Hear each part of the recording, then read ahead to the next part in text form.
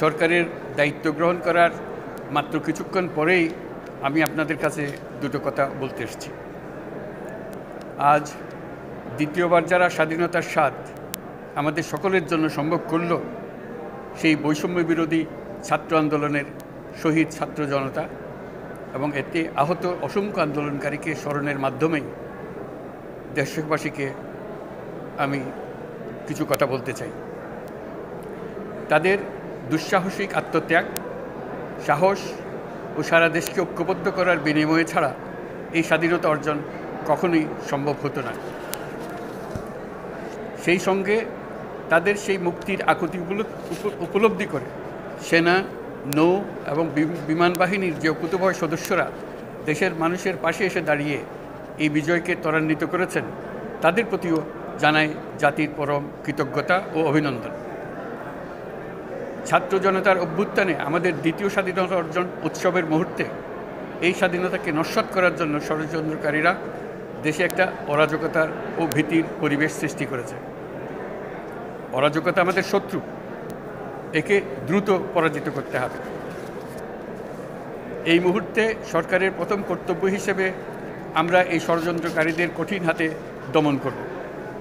স্বাধীনতার মুক্ত বাতাস যেন প্রত্যেকে বুক ভরে নিতে পারে, এই নিশ্চয়তা দানেই আমাদের সরকারের প্রথম পরিস্থিতি।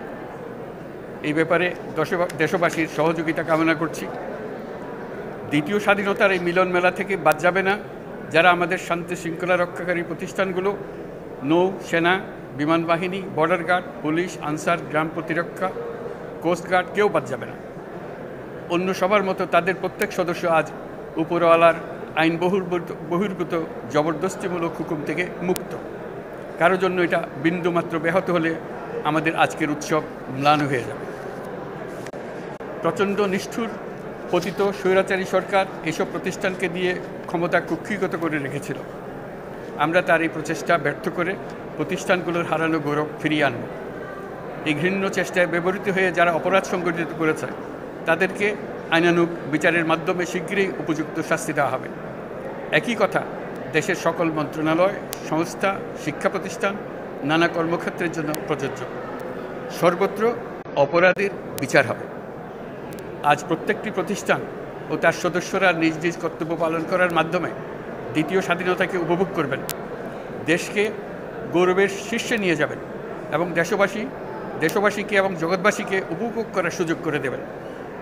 আমি জাতির পক্ষ থেকে প্রত্যেকে নির্ভয়ে আনন্দ চিত্তে নিজ নিজ কর্মস্থলে নিজ নিজ সামর্থ্য নিয়ে এগিয়ে আসতে অনুরোধ করছি।